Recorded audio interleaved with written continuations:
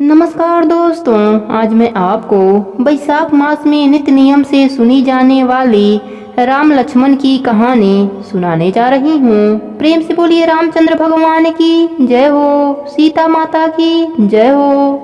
भगवान श्री राम लक्ष्मण और सीता जी पिता दशरथ जी की आज्ञा से वनवास जाने लगे। रास्ते में सभी तीर्थ, गंगा, जमुना, गोमती नदियों में पितृ तर्पण कर वन में कंदमूल फल फूल खाते हुए वन में अपना समय व्यतीत करने लगे। कार्तिक का महीना आया। एकम के दिन लक्ष्मण जी ने राम जी की आज्ञा से फल फूल लाकर माँ सीता को दिए। तब माँ सीता ने 4 पत्तल परोसी। तब लक्ष्मण ने पूछा, भाभी माँ, हम 3 हैं, फिर 4 में क्यों परोसा? तब माँ सीता बोली, 1 पत्तल गौ माता की है। राम जी, लक्ष्मण जी गौ माता को पत्तल परोस दिया। तब राम जी ने पूछा, सीता, आपने खाना शुरू क्यों नहीं किया? तब सीता माँ बोली, मेरे तो राम कथा कहने का नियम है। राम कथा कहने के बाद ही मैं फल ग्रहण करूंगी। तब राम जी बोले, मुझे कथा सुना दो। लक्ष्मण जी बोले, मुझे सुना दो। तब माँ सीता बोली, औरत की बात औरत सुने। आप मेरे पति हो, आप मेरे देवर हो, आपसे कैसे कहूँ? तब लक्ष्मण जी ने सोचा, इस जंगल में कौन औरत मिलेगी। लक्ष्मण जी ने अपनी माया से एक नगरी का निर्माण किया। उस नगरी में सब सुख सुविधाओं से युक्त थी। उस नगरी में सारी चीजें सोने की थी, इसलिए नगरी का नाम सोन नगरी रखा। सभी नगरवासियों को घमंड हो गया। उस नगरी में कोई गरीब नहीं था। जब सीता जी कुएं पर पानी लेने गई और पनिहारियों से राम राम किया तो कोई नहीं बोला। थोड़ी देर में एक छोटी सी कन्या आई। सीता जी उससे राम राम बोली और कहा कि बाई, राम कथा सुनेगी। तब वह बोली, मेरे तो घर का काम है। सीता जी ने कहा, मेरे पति राम और देवर लक्ष्मण भूखे हैं। लड़की बोली, मेरी माँ मेरा इंतजार कर रही है। लड़की वहाँ से जाने लगी। तब माँ सीता के क्रोध से सारी नगरी साधारण सी हो गई। जब लड़की घर गई तो माँ बोली, बाई, यह क्या हुआ? तब लड़की बोली, मेरे को तो पता नहीं है। वहाँ पर एक साध्वी बैठी थी, मुझे राम कथा सुनने के लिए बोली, पर मैं कथा नहीं सुनी। यदि उसने कुछ किया है तो पता नहीं। तब उसकी माँ ने उसको वापस जाकर कथा सुनने को कहा। लड़की ने वापस जाकर कथा सुनने से मना कर दिया। तब उसकी बहू बोली, आपकी आज्ञा हो तो मैं कहानी सुनकर आती हूँ। जब बहू कुएं पर गई तो पानी भरे और खाली करे। तब सीता जी ने कहा, आपके घर कुछ काम नहीं है क्या? तब वह बोली, माता जी, मैं तो सारा काम करके आई हूँ। तब माँ सीता बोली, तू मुझे माँ कहकर बुलाई, यदि तुझे समय हो तो मेरी राम कथा सुन ले। तब वह बोली, माता जी, कहानी सुनाओ, मैं प्रेम से कहानी सुनूंगी। सीता जी ने कहा, हे बाई, तूने मेरी मृतलोक में मदद करी है, भगवान तेरी स्वर्गलोक में रक्षा करेंगे। राम कथा पूर्ण हुई तो सीता जी ने कहा, हे बाई, तूने मेरी राम कथा सुनी, मेरी सहायता करी। राम जी लक्ष्मण जी को जिमाया है, भगवान तेरी भी रक्षा करेंगे, तुझे स्वर्ग का सुख देंगे। सीता माता ने उपहार स्वरूप अपने गले का हार दे दिया। जब वह घर गई तो उसके मटके सोने के हो गए। सासू जी ने कहा, यह सब तू कहाँ से लाई? मैंने माँ सीता से राम कथा सुनी, यह इसी का फल है। सास ने कहा, प्रतिदिन राम कथा सुन आना।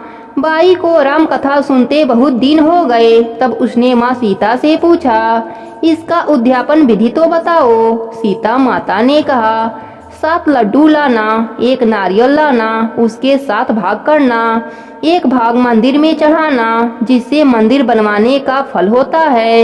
1 भाग सरोवर के किनारे गाड़ देना, जिससे सरोवर खुदवाने जितना फल मिलेगा। 1 भाग भागवत गीता पर चढ़ाना, जिससे भागवत पाठ करने का फल मिलेगा।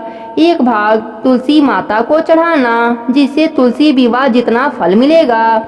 1 भाग कुंवारी कन्या को देना, जिससे कन्या विवाह जितना फल मिलेगा। 1 भाग सूरज भगवान को चढ़ाना, जिससे 33 करोड़ देवी देवताओं को भोग लगाने जितना फल मिलेगा। अब उसने विधि पूर्वक उद्यापन कर दिया। सीता माता के पास आई। माता, मैंने तो विधि पूर्वक उद्यापन कर दिया।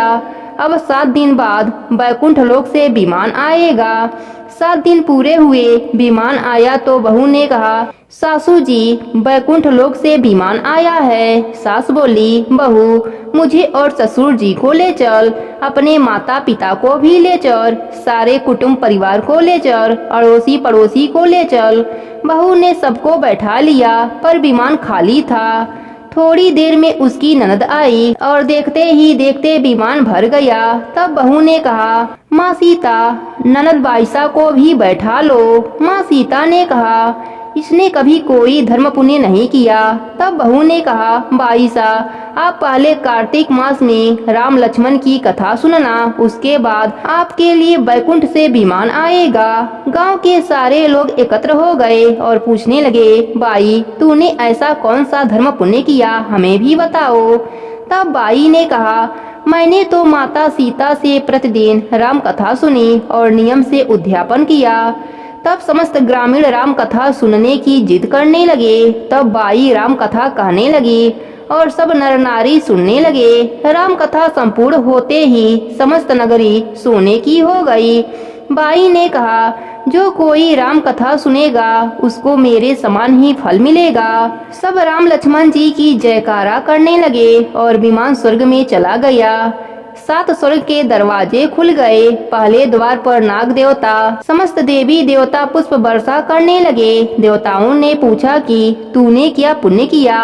तब उसने कहा, मैंने तो राम लक्ष्मण जानकी की कहानी सुनी। तब समस्त देवताओं ने कहा, वर मांग। तब उसने कहा, मेरे पास सब सिद्धियां हैं, मुझे यह वर दीजिए, जो भी श्रद्धा एवं भक्ति से राम कथा, राम लक्ष्मण जानकी की कहानी सुनेगा उसको मेरे समान ही फल मिले।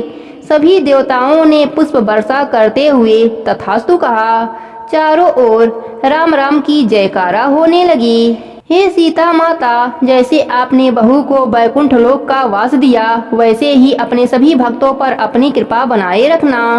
प्रेम से बोली सीता माता की जय हो, रामचंद्र भगवान की जय हो।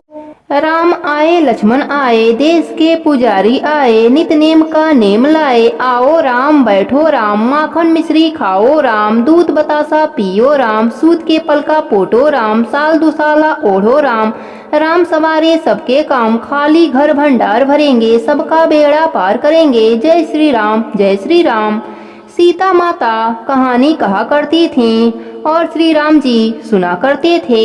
एक दिन भगवान राम को किसी काम से बाहर जाना पड़ा। सीता माता कहने लगी कि भगवान, मेरा तो 12 वर्ष का नितनेम है, मैं अपनी कहानी किसे सुनाऊंगी। भगवान बोले, ऐसा करो, कुएं के पाल पर जाकर बैठ जाओ, औरतें पानी भरने आएंगी, तेरी कहानी सुन लेंगी। सीता माता कुएं पर जाकर बैठ गईं। एक बहू आई, रेशम जरी की साड़ी पहन रखी थी और सोने का घड़ा ले रखा था। सीता मैया बोली, बहन, मेरा 12 वर्ष का नित नियम सुन ले। बहू बोली, मैं अगर आपका नित नियम सुनूंगी तो मुझे बहुत देरी हो जाएगी, घर में सास लड़ेगी। उसने कहानी नहीं सुनी। घर आई तो रेशम जड़ी की साड़ी फट गई और सोने का घड़ा मिट्टी का हो गया। सास बोली, बहू, किसका दोष सिरकले का आई है। बहू बोली, सासू जी, दोष क्या। कुएं पर एक औरत बैठी थी, कह रही थी मेरी कहानी सुन ले, मैंने नहीं सुनी तो ऐसा हो गया। अगले दिन सास वही साड़ी पहनकर गई, वही घड़ा लेकर गई। सीता माता बैठी पाई। उन्होंने कहा, मेरी कहानी सुन ले बहन। सास बोली, बहन, मैं आपकी कहानी 4 बार सुनूंगी। सीता माता ने कहानी कहा, सास ने कहानी सुना। सास जब घर गई तो उसकी फटी साड़ी रेशम जैसी हो गई, सोने का घड़ा हो गया। बहू कहने लगी, सासू जी, तुम कैसे सब सही कर आई। सास बोली, जो तू दोष लगाकर आई थी, मैं दोष उतार आई। बहू ने पूछा, ऐसी वह कौन थी। सास बोली, वह सीता माता थीं, पुराने से नया कर देती हैं, खाली घर भंडार भर देती हैं, लक्ष्मी जी का वास कर देती हैं और जो कुछ इच्छा हो उसे भी पूरा कर देती हैं। बहू ने कहा, अच्छा ऐसी कहानी मुझे भी सुना दीजिए। सास बोली, ले भाई तू भी सुन ले। राम आए लक्ष्मण आए, देश के पुजारी आए। बहू कहने लगी, सासू जी कहानी तो बहुत अच्छी है। सास बोली, बहू रोज कह लिया करेंगे।